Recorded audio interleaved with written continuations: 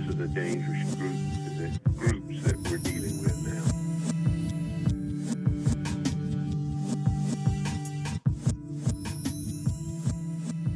It is bedlam. It is pandemonium. It is pandemonium.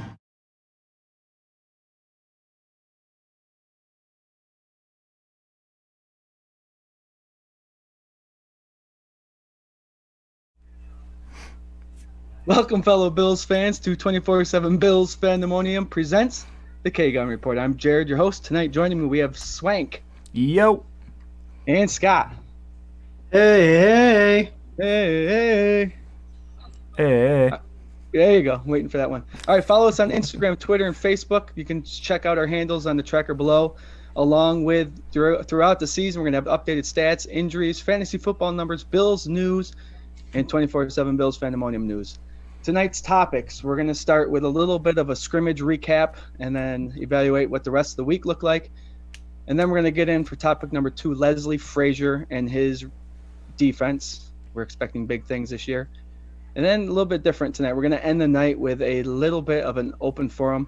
So if you're watching, we'd like to see your comments. Any questions you have, we'll talk about. But we have a long laundry list of things we'd like to get to. There's a lot to get to tonight. So without further ado, what's everybody drinking tonight? Let's see what you got going on. Like last week, I'm still on vacation in Delaware. Usually I'd be drinking Iron Smoke whiskey, but I brought the Tito's vodka with me for this vacation, so that's what I'm enjoying, Tito and tonic. Cheers. Cheers. All right, Swank, what you got tonight? I got another other half beer, Mosaic Dream. It's a 6% India Pale Ale. Oh, there you go. Delicious. Now, mine's only a 5% alcohol, but it's something different tonight. I was at, again, our local grocery store looking for a nice beverage, and I came upon a beverage that was named after my son. So it's from Sullivan's Brewing Company. And it's named after your son, huh? Well, yeah. It has my son's name on it, so we're going with that. I had to get it. I had to try it. And I tell you what, it's top 5 in my list. It's pretty good. All right, fellas. We'll put that down, and we'll get this show started. Episode 5, guys. This is awesome. This is going to be a good show. Ready? Let's start with the scrimmage recap. We had Allen throwing up impressive numbers last week, all within 3 quarters. I know Scott's got the numbers probably memorized on top of his head, but then we had Mario Addison performing lights out with two sacks, we'll say. And then we had another defensive end / linebacker, Mike Love, shines a little bit. And is that the reason why the Bills didn't really go after those 2 free agents that we had posted on the 24 Bills Pandemonium page the last 2 weeks? And we're going to talk a little bit about Gabriel Davis. He's still showing. It seems like every day we see highlights of him making plays, and that's exciting things. And then, all right, let's do it. Scott, I'm going to lead with you. What's your thoughts about his eyes wide open? What's your thoughts about the scrimmage last week and the practice throughout this past week? Well, I think we should start off by saying, scrimmage is a scrimmage. You're not allowed to hit the quarterback. I know you're going about 95%. And you're not giving it your all. It's hard to take scrimmage numbers and put them on the field and kind of judge how Josh Allen would be. He threw for 74% in his scrimmage. Do I think he's going to do that during the regular season? I do not. Those are hella numbers, and he might reach a couple games where he reaches those numbers. He also threw over 300 yards passing, which he was unable to reach that mark last year at all. And, keep in mind when they do these scrimmages, it's the starting offense versus the second defense and vice versa. When the starting defense is out there, they're facing the starting offense or the backup offense. So it's hard to judge. It is nice to see that he did find a rhythm out there. 2 touchdown passes, 1 touchdown run. And like I said, 74% passing. It's exciting to see. It is. I just hope, I preach perfect practice makes perfect games, and the better you are at practice, the better you are at a game. I just hope it translates to the field on week 1. Going to scrimmages, I heard pretty bad things about the Jets scrimmage. I heard the number 1 offense there couldn't do anything against their number 2 defense. Again, you could take it with a grain of salt. You can't trust those numbers. You can't trust what you hear. And the game day is a lot different than scrimmage day. So hopefully we do see that kind of results come 2 weeks. Actually, how many days is it now? 9 till season starts? 9 until it starts, yeah. Yeah. So Yeah, 9 for that Thursday game, right? Yeah. yep, right Is around the that corner. Chiefs Titans? That'll be a fun game to watch. Yeah. It'll be something I to can't watch. imagine the amount of people that are going to be watching that game. It's going to be crazy. So I'm excited about the scrimmage. And there's a couple people out during those scrimmages, so it's good to have the backups, the second, third, and fourth stringers come in and replace them. In saying that, I know Mike Love did tear it up a little bit. He's getting a lot of praise for what he did in the defensive end position, but it's tough to say if he's. Yes, they didn't get Ansah or Njoku or whatever his name is. The Bills didn't go out free agency and spend a lot of money on those two. Is Mike Love showing what he's doing in practice and in the scrimmage the reason why they're not going to waste their time with it? I don't know. Mike Love, to me, is going to hold the 9th defensive line position. So it'll be tough to see if they even keep that many people. I would like to see him play and start in a game. He did play for him last year, but got injured.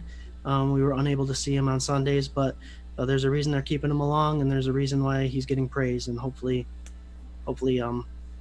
he can get at least a couple games under his belt. So he deserves it. He's been through the ringer and back with the injury, so it'd be nice to see him.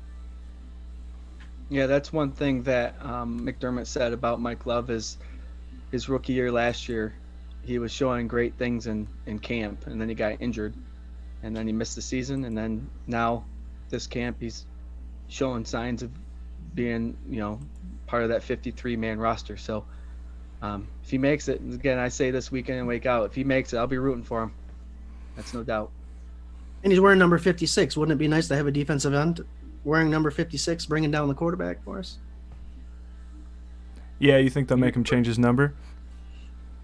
Oh, I don't know. Isn't that more like a linebacker number?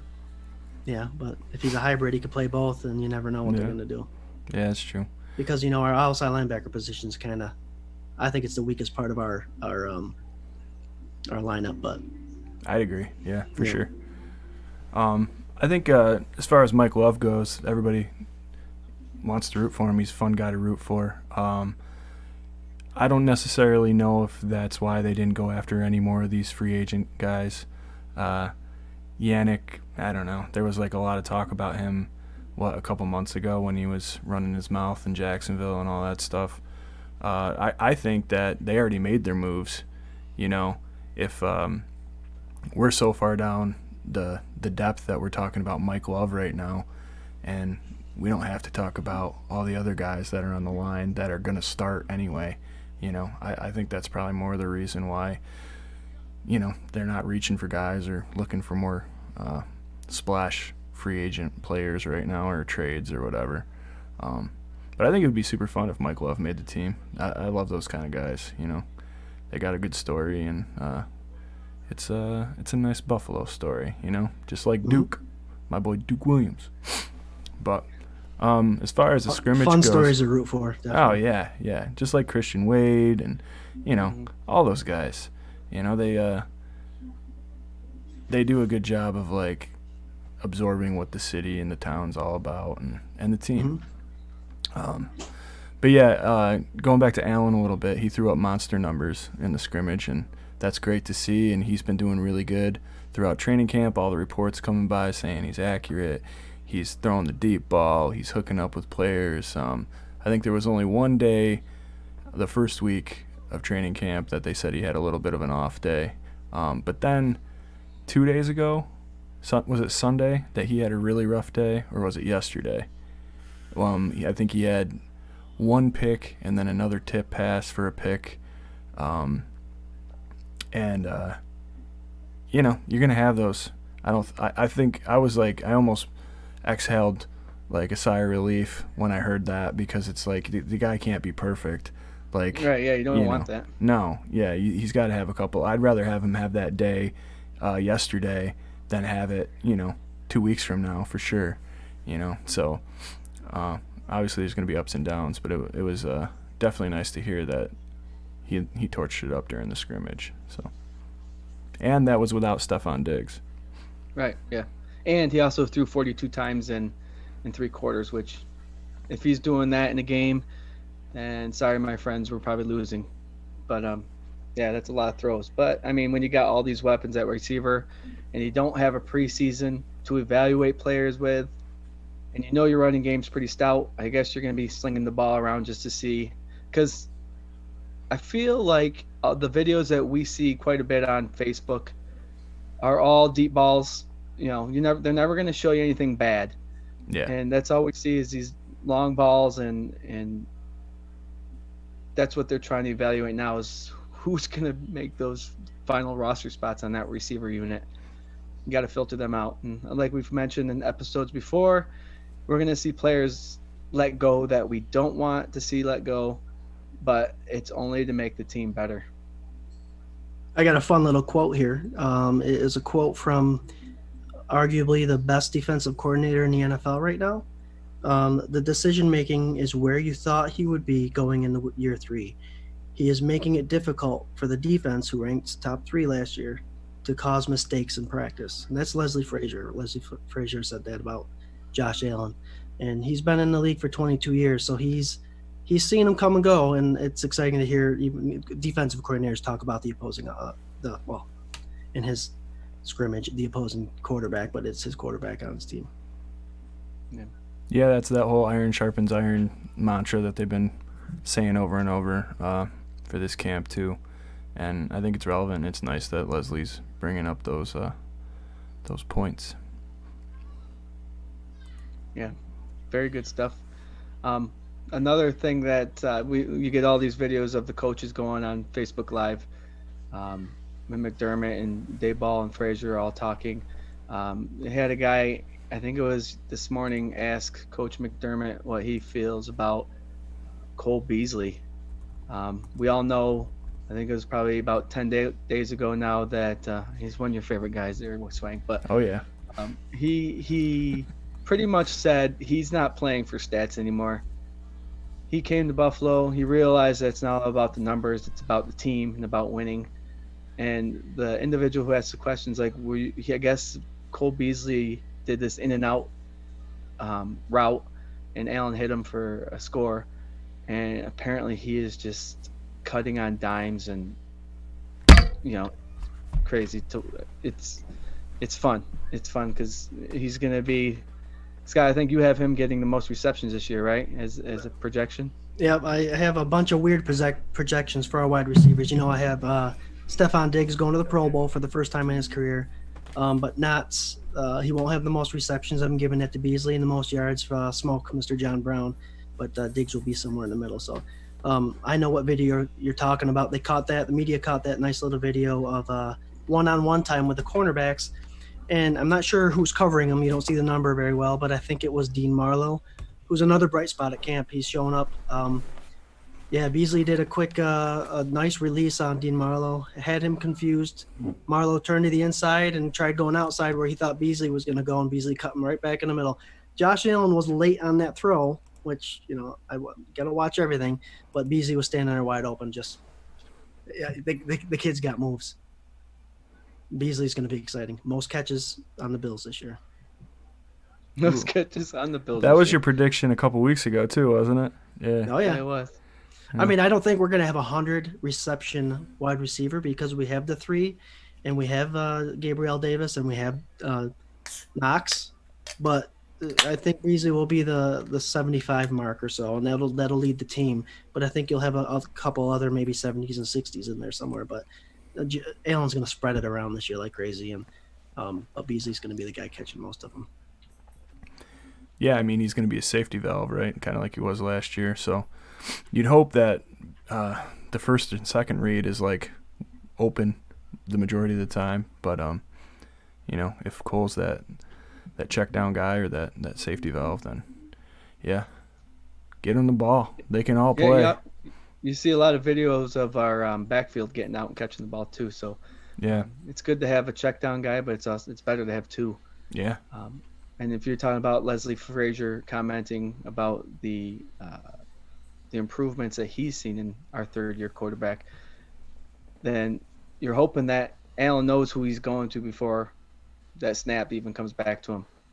Yeah, and we already know Allen's not going to dump the ball off. He's mentioned that in camp. So um, Singletary and Moss are going to have a hard time getting receptions unless it's called that way by the ball. But um, yeah, he's not going to dump it off. So Beasley's going to be the guy he's going to.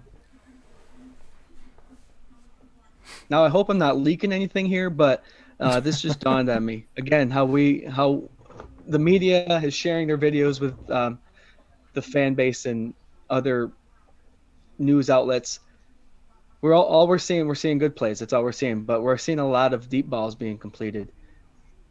Is this a strategy you think that Buffalo Bills are playing?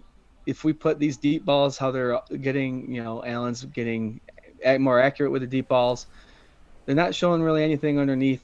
The only underneath thing they showed was Gabriel Davis 3 weeks ago. But everything you see that's being shared is the deep ball. I know Allen's got to work on it, but Yeah, which is exciting.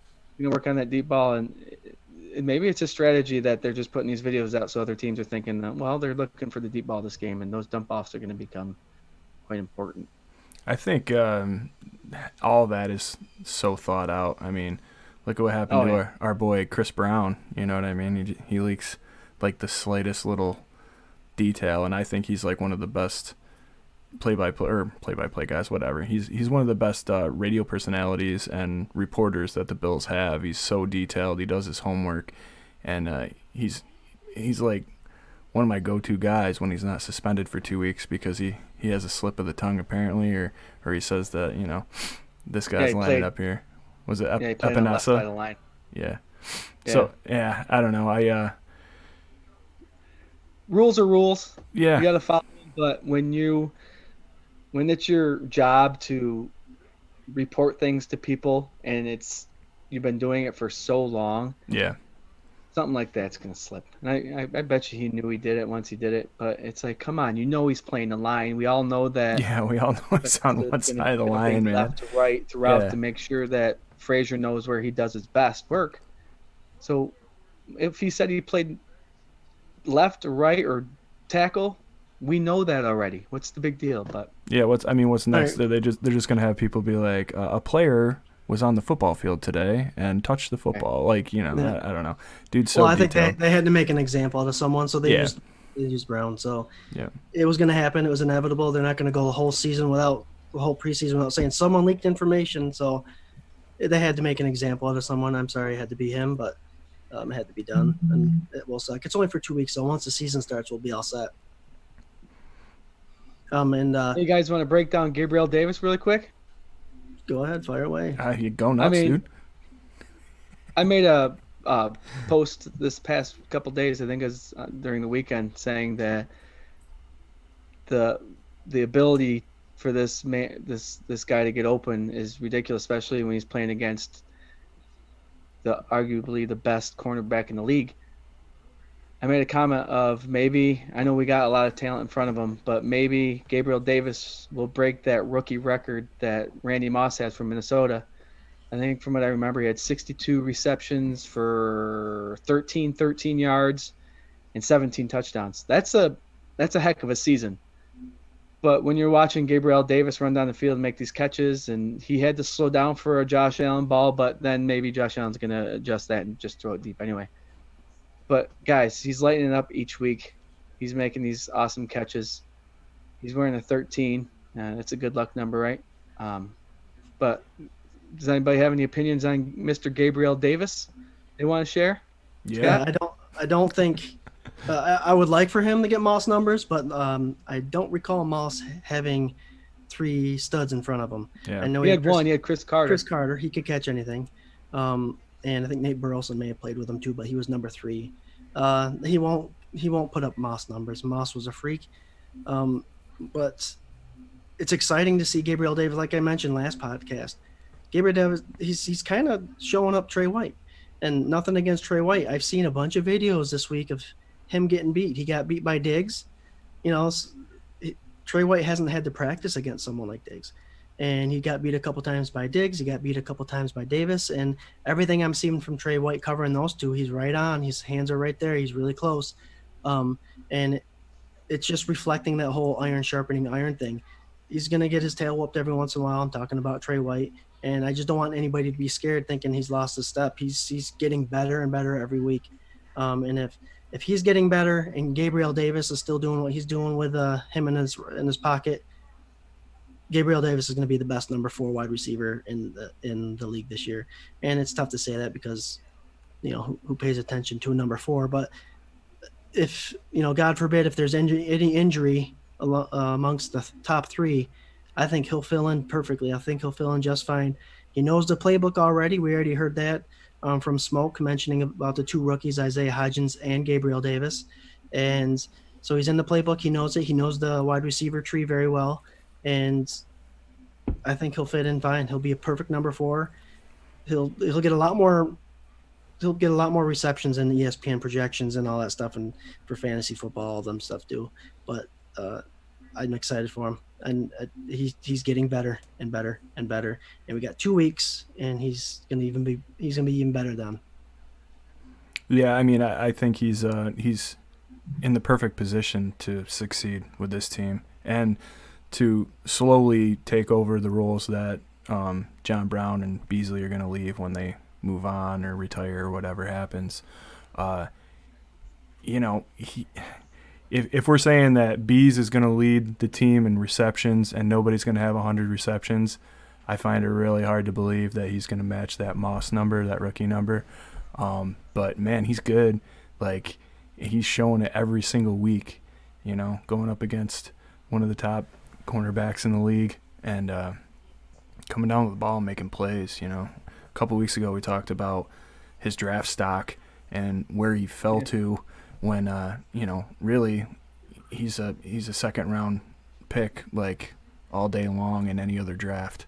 And he's showing his skills, so I think he's going to have a long career here, and I think that the Bills are finally in a position where they can break in a rookie wide receiver who has talent the way they should and the way that he can and at his own speed and put him out there with all these really good veteran wide receivers and get the productivity and maybe have that long time drafted in Buffalo, stay in Buffalo wide receiver that we haven't had here in a long time. Right. Yeah, very good point. I just want to throw out there also, when you have a depth chart like you do, that us Bills fans think that we do because we may be a little biased. What accounts for a successful season, right? I mean, you got your 1s and your 2s, and a lot of people think you need 1,000 yards receiving, you need 80 catches. We have Chris Black Williams says that Davis will be a beast this year, and I'm just a beast. I feel is a good description, but a beast within the organization and what their goals are.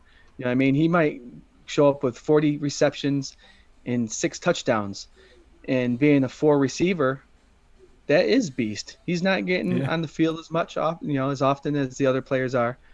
So yes, I feel like he will be a beast this year, but his numbers, if you just looked at him on the outside, they won't indicate he is. But if you watch the games and see that you have all these other dynamics going on the offensive side, yes, he will be. I feel like he'll blow those fantasy football numbers out of the water, and we know it. So, yes, awesome. Guys, we're going to take a quick break. All right, when we get back, we're going to talk a little bit about Leslie Frazier and his defense, and then we're going to wrap the night up with the open forum. All right, so we'll be right back. We'll see you after this intermission. Go Bills.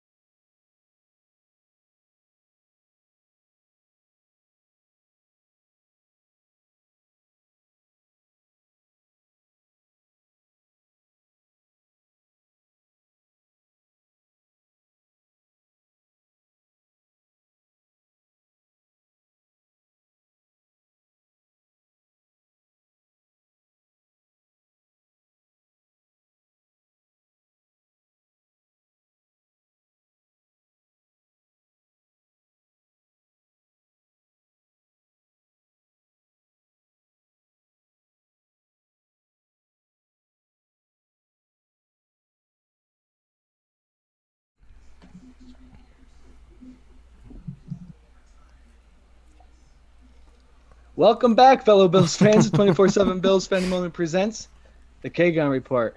All right, we just got done talking about the scrimmage recap and what we saw throughout this past week. Now we're going to dip into a little bit of Leslie Frazier, and we're hoping that we have another top 5 defense. Well, we're hoping we have a number 1 defense this coming up here. We're going to touch a little bit on the leaders that are starting to rise.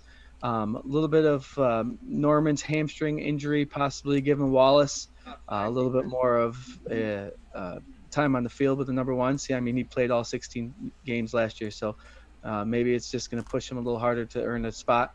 And then we're going to talk a little bit about Frazier and how he's happy about his defensive line depth, and who wouldn't be, and how the only issue he has is trying to figure out what the best combinations to put out there in certain scenarios is going to be.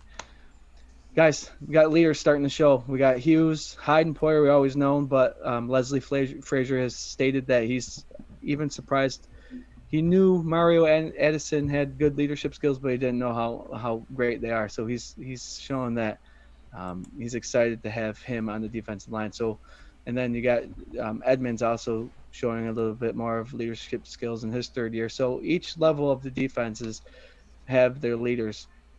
And, when you're in practice, you go in your own different direction. The safeties and corners play, practice with themselves, with their unit, and then linebackers with their unit and line their unit. So when you have a leader in each of those units, it's, when they all come together, it's got to be something crazy. They're going to be feeding off one another. It's awesome. I know we've talked a little bit about Frazier earlier tonight, but Swank, I'm going to let you lead the way. What are your thoughts on this Leslie Frazier defense coming in 2020? I think it's nasty. I mean, all they've done is taken out some of the weaker links, which, I mean, Jordan Phillips wasn't a super weak link. I don't think Shaq really was either. But taking out 2 players that produced last year and had positive numbers, and replacing them with even better players that have even better numbers, and solid veterans that have an insane presence on that line. It just, on paper, looks so good. You're hearing all the reports and Leslie talking about, Hyde and Poyer doing exactly what they always do and even upping their game more. I think there was rarely a defensive highlight report from any of the training camps where one of those 2 didn't have a big play, a pass breakup or an interception. I don't know. I think it's exactly what we've always hoped the defense and the team would be at this point of the season, where as Bills fans, we're inherently homers, right? Like, it's always Super Bowl. It's always get hyped before it's time to get hyped. It's always thinking that we're going to go, undefeated through the season or whatever. Like, we're the dreamers and the hopers and the wishers and all that. But, like, this year, it actually seems like the foundation is there on both sides of the ball. And the defense proved it last year. And they're going to continue to prove it this year because they've gotten nothing but better. I don't know. I was getting a little worried about Josh Norman. I mean, even before all this started and his age and his performance and stuff, I think he's in the perfect situation to succeed again. But that hamstring, the way they played that one close to the chest and didn't know if he was going to come back, and then you guys were saying he was back at camp today. That's huge, man. And the fact that Levi got to work with the ones and get more and more practice and try to get a good bid in for that second CB position. I don't know. I just think that there's not a whole lot not to like about this defense at all. That one linebacker position, like we were talking about earlier. But other than that, I mean, man, I don't see how they take a step back. You know what I mean? I agree. It's, as we discussed, I think, Lawson and Phillips are a hard pill to swallow. They had their reasons for leaving. I don't agree with the reasons, but they added depth, and that's, I think, what you're hitting on is not only do we have very similar players to replace them, if not better. I think that we have better players, but every other position we have, not only do we have the same ones that were the top 5 last year, but now we have depth. So if any one of those, God forbid, goes down, we have someone to replace them and continue Leslie Frazier's defense. Leslie Frazier's been in the league. He's been a coach for 33 years. He's been in the NFL for 22. He has been a defensive coordinator. I think he was, what do I have here? He was a home or head coach for the Vikings from 2011 to 2013. So that's 3 seasons out of 22. Those other 19 years were defense, defense, defense, defense. And the guy's a defensive genius, and he's got the perfect scenario here in Buffalo with the depth and the players that he has. I know real quick, he was upgraded to assistant coach this year, or was it last year? I can't remember, which is awesome. That's exciting news for us Bills fans. I mentioned earlier that Leslie Frazier, a lot of these assistant coaches or a lot of these coordinators, they tend to do well for a couple of years and they go ahead and they try to look for a head coaching job. He's done that head coaching job position before, and he wasn't very successful. And he's been defense all around all the time. And I think the Bills making him an assistant coach is kind of setting the stone to potentially having him be the defensive coordinator for a long time. You're talking about the defensive line that he's got. Mike Love, we hit on earlier. Our linebackers, the weakest position. They just brought in that new kid from Andre Smith from Carolina. From what I've read and watched the highlights on, the kid is a defensive special teams stud, but he's also a linebacker.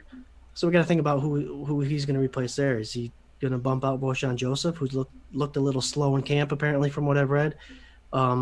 Or is Tyrell Dodson, the other outside linebacker who's fighting for a final position, is he knocked out? Frazier's got a lot to choose from, and like we've discussed in shows before, it's fun, it's awesome as Bills fans to know that we're talking about these 4th, 5th, 6th guys because we're set. We're set as far as depth is, and it's exciting. It's really exciting.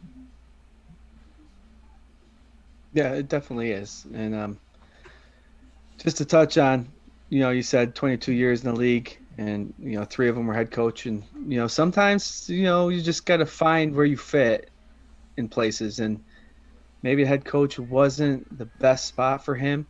But I tell you what, defense coordinator, that fits him well. And it shows because the Bills defense has been pretty good for the last many years, actually. So, I'm going to throw this in there quick. We have a little conversation going about week 1 and how there has been no preseason games. That being said, who benefits more? Personally, I feel the defense is going to benefit more. But, guys, who benefits more, defense or offense? Swank, I'll let you go with this one. With no preseason, who benefits more?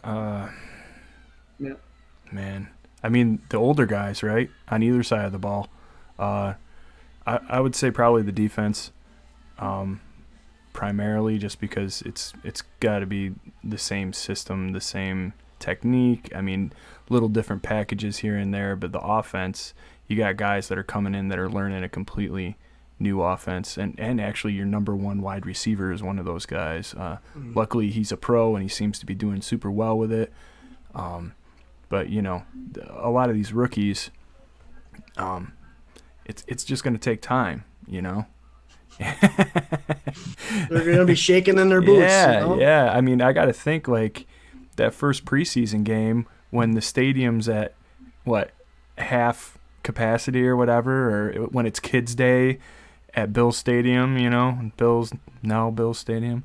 It's got to be nerve-wracking enough if you're a rookie walking into that, let alone, week 1, like.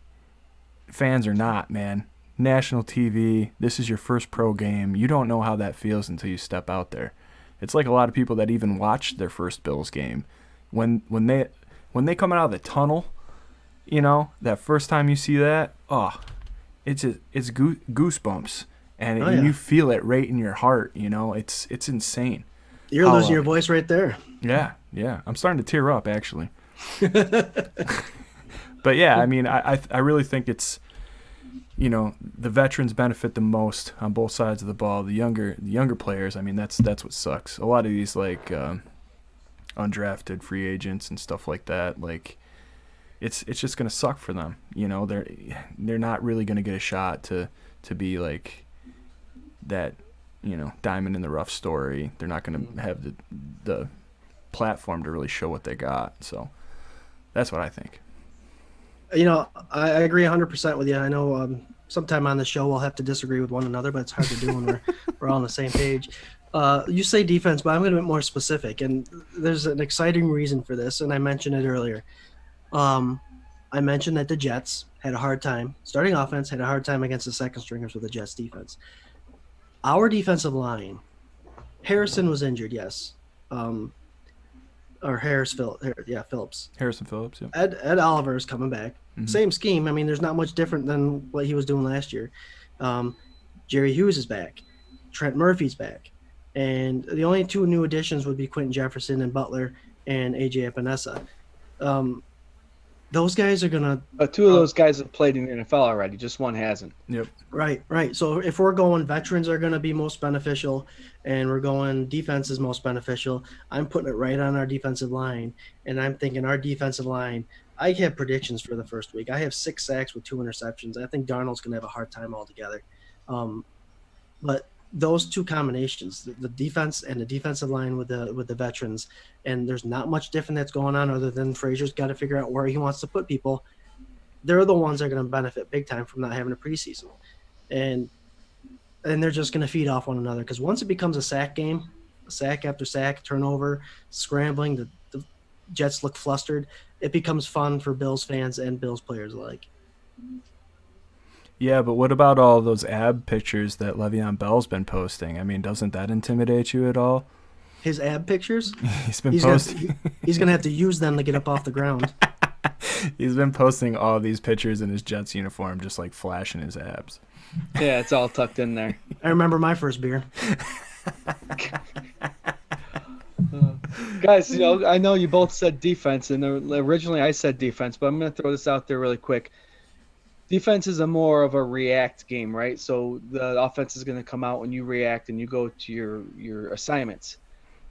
Now, if you don't have any 100% live, which you hope they do in practice, but if you don't have any 100% live offense going against you, when an opponent comes in and they're going 100% and you're going 95, now you have to react to a guy that's going 100%. So maybe as much as we want the defense to come out there and just react and just go, they might be a little bit behind the ball a little bit because they're not used to adjusting to actual game speed. And like I said, they might, but the offense might have the advantage because it's a read and react type of thing.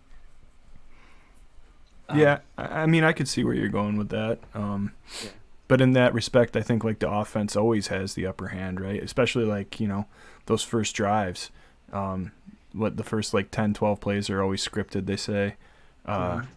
So when you're picking and choosing where you're going to go, like I would like to think you'd have the upper hand. Then it just gets down to like who's more physical, who's got the better foundation, the fundamentals, who's finishing and executing, and I think McDermott and Leslie Frazier have that defense right there where they know their assignments, they know what they need to do. It's very cut and dry. So I don't know. I think the same thing. Like week 1, I can just see him running all over them, especially the way that Jets line is. They tried to build it up, but now there's like the holes in it and getting rid of winners, and you got a couple rookies in there, and I don't know, man. I think it's going to be a tough go. You just made a good point, Swank. Winters is coming from there, so he probably has some sort of knowledge about that offensive line scheme with Donald behind him. We're having a discussion now going on in the comment section about penalties with no referees being out there. you also got to throw in the factor that there's not going to be a loud crowd. So, quick, guys, before we get to the open forum, is there going to be more or less penalties in the first 4 weeks of this season? Scott, go. First 4 weeks, Yep. there's gonna be more. More penalties, you think? Yeah, it's inevitable. You gotta get the oil out and loosen up the gears a little bit. People are gonna be antsy. Like I said, they haven't. We've mentioned it before. You go 95% in practice. No one's ever going 100%. You don't want to hurt your teammate, and so now, when you're out there and you're getting jumpy, the first snap you hear, even though there isn't a crowd, you're gonna be jumping, and you're gonna see a lot of false starts. Unfortunately, in a home game, and you're gonna see a lot of offsides, and then you'll see a lot more penalties. It'll happen. Yeah, unfortunately. It always goes that way, right? You just hope it's fair both ways. Yeah. Yeah, that was going to be my question. Were you going to say, like, blanketed across the NFL or just the Bills in general? What was that? The Patriots No, will I have must no add penalties in for there any of their home really games. quick, so. Scott, that you mentioned, is it going to be fair? If you guys have been watching any of the NBA action, actually the commentary and analysis has decided or evaluated the game, and it's been pretty fair within the NBA because there's no crowd. Coaches are afraid to get into the referees' faces anymore. But as far as the NBA, things have been, according to other analysis and stuff like that, it's been pretty fair throughout. So let's hope that it sticks with the NFL. For me personally, I think there's going to be less penalties. There's not going to be a lot of noise. Yeah. If there is penalties, it's going to be possibly holding or pass interference. I think that's going to increase. But as far as the false starts and offsides, if the referees nip it in the bud quick, that hard cadence that the quarterbacks can do, that might draw them off more because it's going to be more in the head rather than the crowd being there and then the hat. Yeah. So that might be a factor if they can nip that in the bud quicker. But I feel like there's going to be less penalties. All right. What about silent counts? Is that going to be more or less effective now if the whole stadium's silent? You know what I mean? Well, if McDermott and Leslie Frazier are teaching these guys up front, the key factor is to watch that ball. Yeah. And if they're watching that ball, silent count won't matter. But I see where you're going with that. And to go along with this whole No huddle off. They come out there no huddle and just bam. Yeah. You're going to get defensive line getting slow off the ball. Oh, yeah, absolutely. All right. All right, guys, let's bring it to the fun. Go ahead, Swain. No, I was going to say the other thing I was thinking about was, like, how many more taunting penalties are there going to be? You know what I mean? Because you're going to hear all that John now.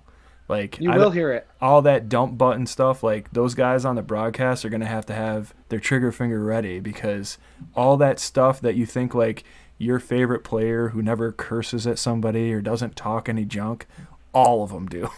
Yep. It's going to just be like, bet, bet, bet, bet. Like, nothing but beeps, There's going to be that warning before every game, parental guide or, if you're going to let your kids watch the game, please be there so you can.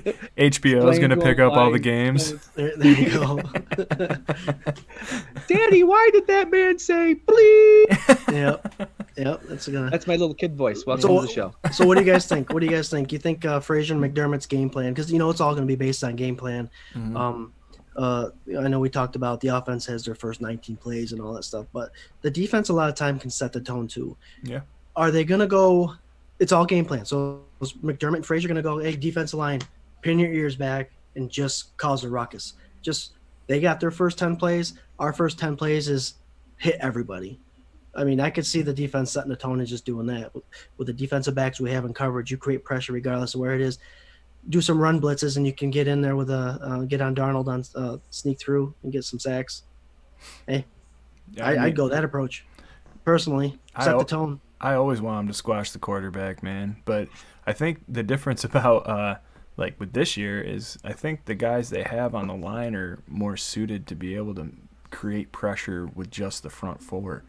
I think between Ed Oliver and Harrison Phillips, and now you got Addison and you got Jerry, like and a healthy Jerry, like And healthy Trent. And healthy Trent, which I wanted to make that point earlier when you brought him up, man. If we do this special roster, like our final rosters before Saturday, before cuts, I'll tell you what, man, spoiler alert, Trent Murphy's not going to be on my list.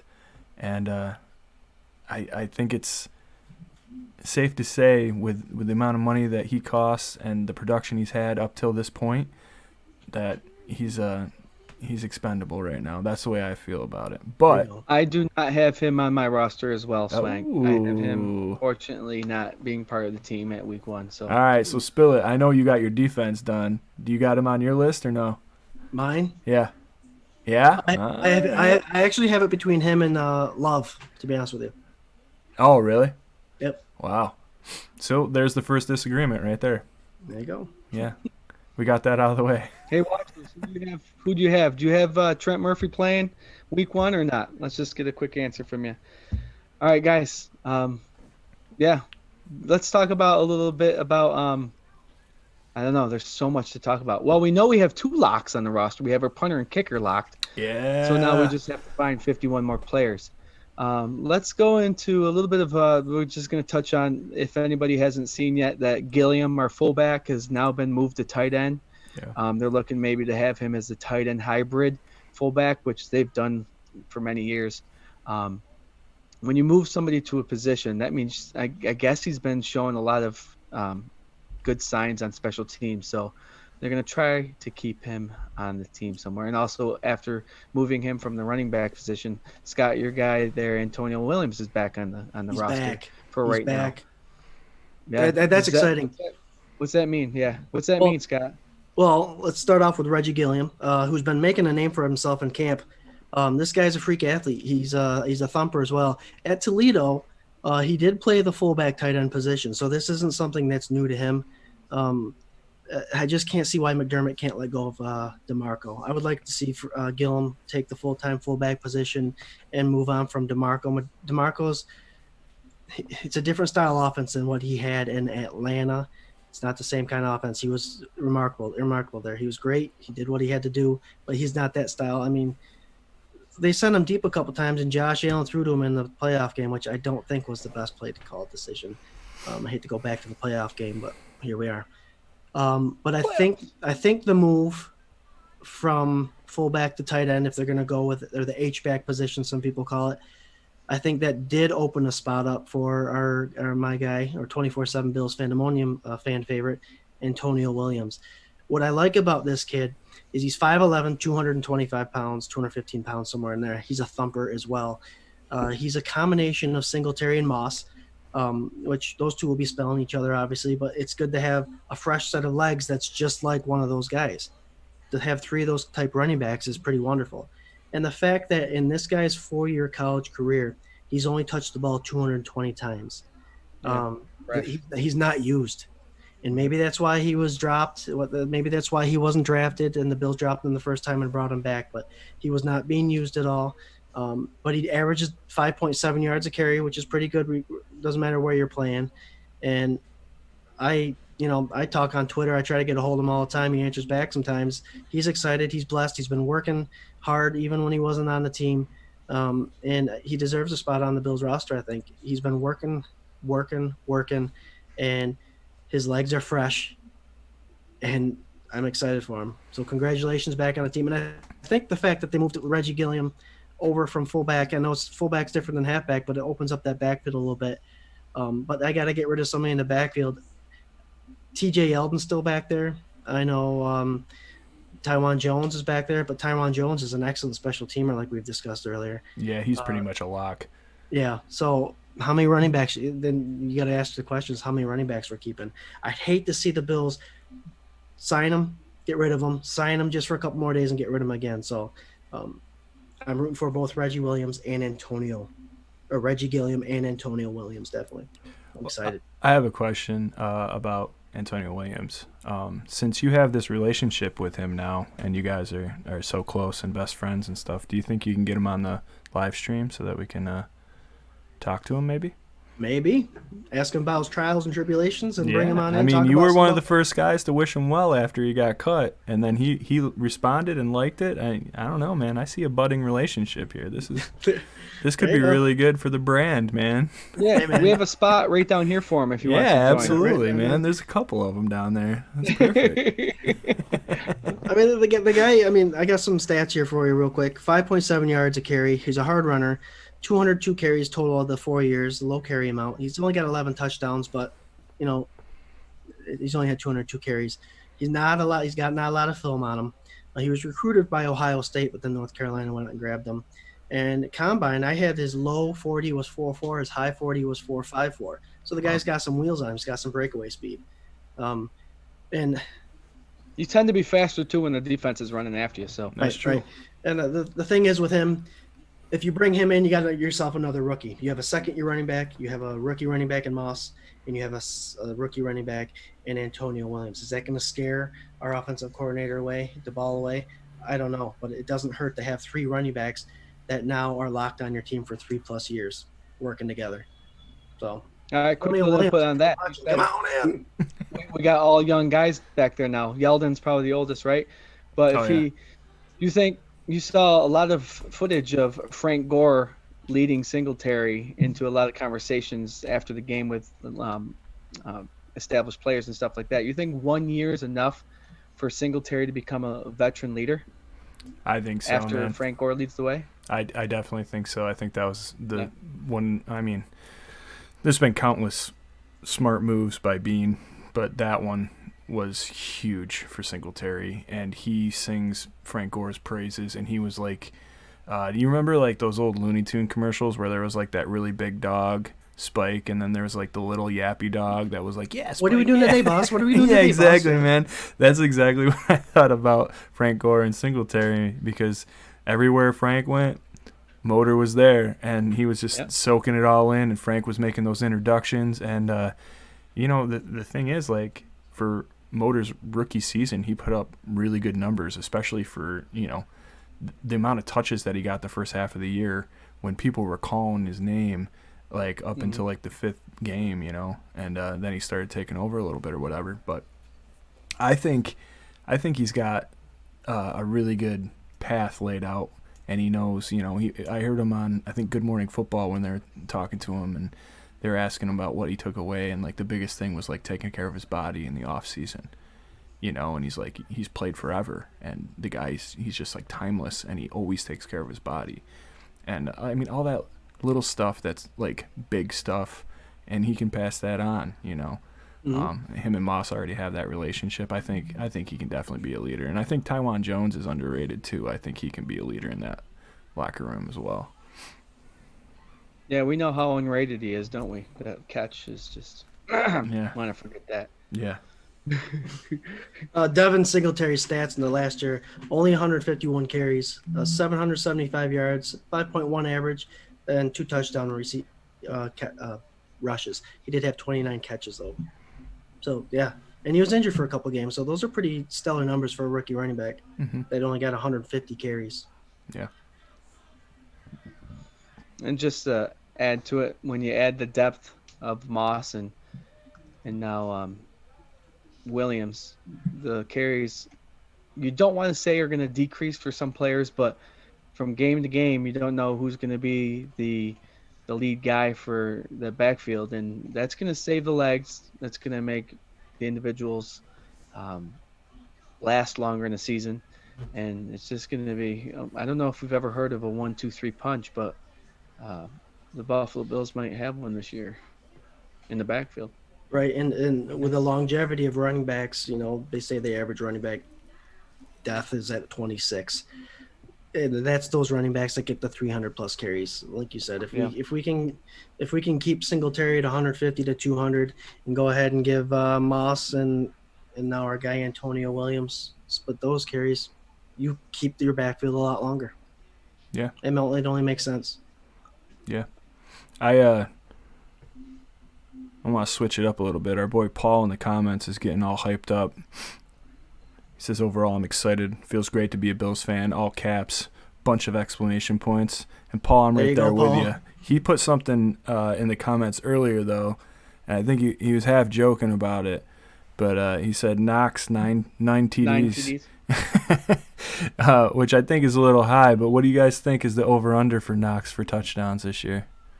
I said 8, so I'm right there with him. Oh, wow, really? Yep. Well, here's the thing. Like, at the beginning of the year when Stephon Diggs was first signed, everyone's excited about it, but some individuals were thinking, okay, who's going to benefit the most from Diggs being signed? And a majority of the people thought the tight end position would. So for him to say 9 TDs and Scott to say 8, I'm right there with him. I'm right there with him. I agree. Yeah, okay. Well, I guess I'll disagree with the Reed twins for the first time in recorded 24/7 Bills Fandemonium history. And I say 20. No. No. I'm saying 5, man. I think 5's a fair number for him. And I'll take it. Middle of the road. Yeah. I mean, there's just so many, man. This is what's so exciting about this team. There's just so many options. Like, there's so many places the ball can go. And I think Chris Williams said earlier too in the comments, it's all on Allen. You know, and we've talked about it a million times. A million people have talked about it. It's all on Allen. And the way it looks like he's developing this year, it's I don't know. Possibilities are endless, right? But how the hell do you pick who's gonna get what? You know, like I would hate to be a defense trying to plan against this, unless Allen comes out and he just isn't what we think he's gonna be. You know. Tell you what, if you play DraftKings or any fantasy football thing like that online, I hate to play Buffalo Bills players because whoever I play usually folds on me. Not But their day. with to be successful in those gambling sites, you have to have a guy in there that no one's else is gonna pick. And you know what? From week to week, the Bills are full of them. You know, you could pick Knox one week, scores 3 touchdowns. You go to the next week, Diggs is probably going to be picked often, but you pick Moss, he gets 3 touchdowns because he's carried the ball at the goal line 5 times. Yeah, so it's exciting because you never know, and that's the threat of the Buffalo Bills this year is they're consistently proving to win each year for the last couple of years. They have a quarterback that's improving. They have a captain on the defense that's improving. So how do you game plan against a team that keeps bringing in people that, again, we might be a little biased, but we feel like we have a great depth this year. And, how do you argue with that? And you can't. And the only way for all that to happen is going back to Chris's comment earlier and what Swank was just talking about. Josh Allen is in his 3rd year. It's time for him to put the big boy pants on and make this offense his offense. He's been with the ball. He's had the same coordinator. He's lucky enough to have that. It's time, and he better show up or show out. They've got a lot invested in him. They put a lot around him, and it's just time. And Paul says Knox is the X factor. Paul, look back at the couple episodes behind episode 2 or 3 or something like that. We asked who Scott thinks is going to be the offensive player of the year for the Bills or the difference maker, and I said it was going to be Knox. Did you just talk in the third person right there? I may have, but I see how excited Paul is, and Yeah. and I agree wholeheartedly, man. I think Knox. I hate to say Gronkowski, but he's a strong, big, strong tight end. Yeah. And going down that seam, he's got the hands. We saw that stiff arm. He does have 14 drops last year, but Josh Allen throwing them tight spirals is hard to catch. You work with it, and he's worked with Josh Allen, and he's Jugs machine. He's the X factor. Dude, I mean, he was bouncing Bengals helmets off the ground like basketballs. So yeah, like, and in the Cowboys game too, he's absolutely a beast, and I want to make no qualm about any of this. I hope that he scores 9 touchdowns, and I hope I don't care. I don't care if your boy Williams is like the standout guy. You know what I mean? As long as there's somebody doing it and they're winning games, I root for every single person. There's not one person on this team I don't like. You know what I mean? And that's, I mean, you can say it's biased or not, but I don't know. There's just like not one guy that I'm like, oh man, or I don't know. It's great. Juggernauts. Juggernauts. I like that one. All right. Does anybody else have anything to add tonight? I don't know. I think we hit on a lot of things. I think we're good. Yeah. I know we want to throw out some condolences to the Ryan Fitzpatrick family. Yep. Um, Just before that, I want to just throw out there, and it's kind of, but regarding the COVID-19, there was 4 new players this week that got it, and 6 NFL personnel that received it. So hopefully they'll nip that in the bud. And I actually said nip that in the bud probably 5 times tonight, which is weird. All right, yeah. So Scott, regarding Ryan Fitzpatrick, Dude, we'll do 24/7 bingo. It'll be when you say nip it in the bud. It'll be when I sniff. And Scott, what's your thing? I say a lot. All right, yeah. We'll Yeah. start bingo cards for next week for all the little There you stuff go. we do. Yeah. Or just make it a drinking game whenever any one of us does it. Oh, that's even better. Yeah. But to get back to Fitzpatrick thing, I know we talked a little bit about him earlier, but the guy is a stand-up guy. Wherever he goes, all the teams he's traveled to, he's represented that organization well. His teammates love him, his coaches love him, and his family loves him. So condolences to him and his family. Tough times right now. We're with you. We're rooting for you, bud, and good luck. And we're here. yeah, I just want to throw this out there regarding how he's touched a lot of people, the fans, the organizations. The Bills Mafia is, we get a lot of criticism for maybe our drinking habits, but and our table smashing and our celebrating, but we always seem to show up when we need to. Um, I'm gonna just throw out a couple things that I've done a little bit of reading the last couple of days, and after an NBC Sports broadcaster calls out fans or calls our Bills Mafia the laughing stock of the NFL, we came together and we donated money to support Bare Necessities, which is an charity organization in Chicago. Um, after Dalton throws that touchdown to Boyd, we donate and this is only $17 a piece because remember it was because of the 17-year drought. $400,000 to the Andy and Jordan Dalton Foundation. More. Ready? So the NFL on Fox had a Twitter competition of who the best fan base was. The Buffalo Bills fan base made the top 4, the final 4, but we lost to the Tennessee Titans. So what do? We donated more than $14,000 to a charity in Nashville called the Nashville Children's Alliance. A Baltimore radio host took a shot at Bills fans in the city of Buffalo. We come together and we donate over $7,000 to the Alzheimer's Associations. Now, the Alzheimer's Association, only because an individual from the Bills Fandemonium looked up this guy who bashed the Buffalo Bills organization in the city and realized that his mom suffered from this. So he made it a point to, if you're going to bash us, we're going to be the bigger organization. We're going to step up. So over $7,000 to Alzheimer's Association. And now Fitzpatrick wore the number 14 for the Buffalo Bills. After hearing the sad news of his mother's passing, in honor of Ryan Fitzpatrick's mother, Bills Mafia has come together and they're donating $14 a pop to Concussion Legacy Foundation. Guys, this is why I'm excited to be a Bills fan. I mean, it's awesome to watch the red, white, and blue playing on the field every Sunday, cheering on your favorite players. But when you go to the game, you have this feeling of everyone around you enjoys your company, you're having fun.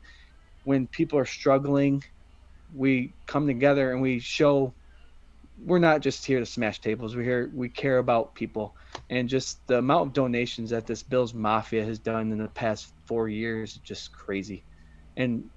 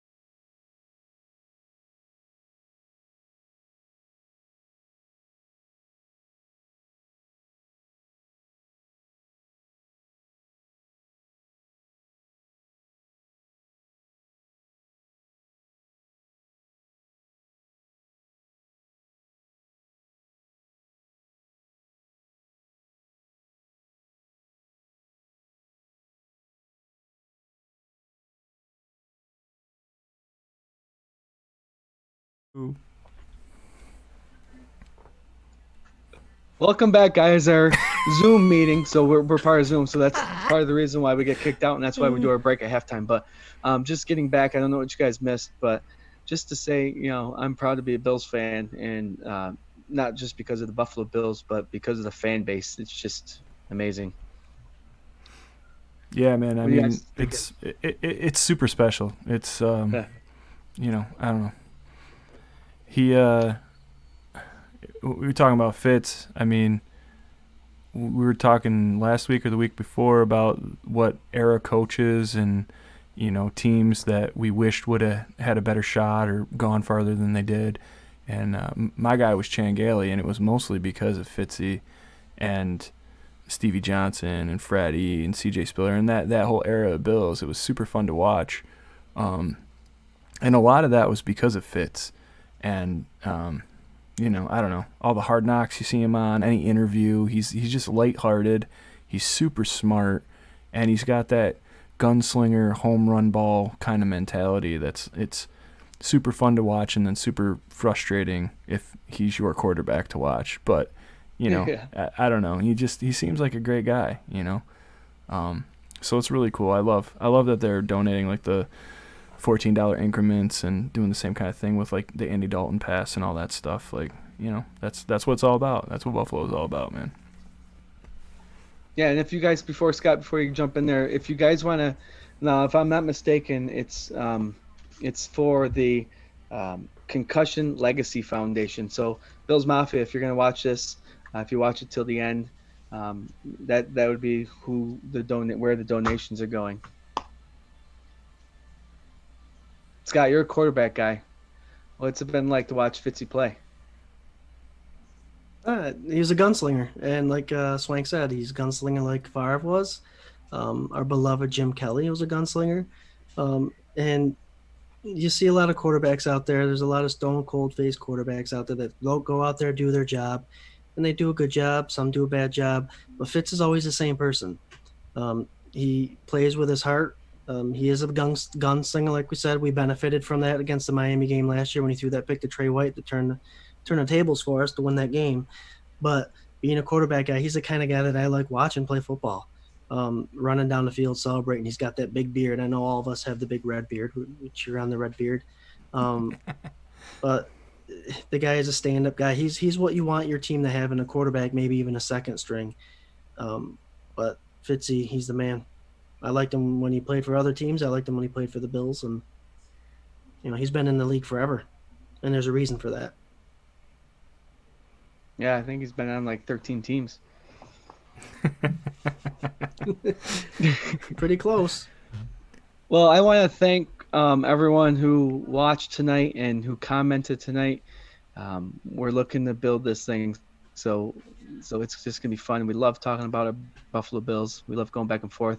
I got a feeling as the season starts, Scott Swank and our fourth guy Justin won't always agree on things, so I can't wait till we have the arguments going on. But again, we want to thank those of you who have watched tonight, that will be watching hopefully in the next couple days. The season next episode is going to be the episode before the season, so we're going to have our final 53 locked in. Mm-hmm. And here we go, guys. The season's amongst us. Well, you like talking preseason, you like talking training camp and all that stuff, but the fun comes when the season's going on. The stats, the stat lines, the storylines, who's on the team, who's off the team. It'll be all on the banner below. We'll keep you updated with stats and all that stuff and injuries. But that's when the fun comes up. We can talk about the upcoming games, talk about the past games, talk about what we thought, and we can be our own little couch quarterbacks, couch coaches for an hour and a half every Tuesday. I can't wait for it. I love doing this right now, but when the games start, it's going to be so much more fun. Hey man, you only got one more week. One more week, and we'll be previewing that first home opener against the Jets. And I can't wait. I can't wait for that. It's going to be awesome. Mm-hmm. All right, guys. Well, again, thank you, everybody, for watching. Thank you, everybody who's going to watch. And as always, go Bills. Go Bills. Go Bills. And make sure that you check us out on YouTube, and the audio for the podcast will be up on Spotify, Apple Podcast, Anchor, and anywhere else that you get your podcasts from.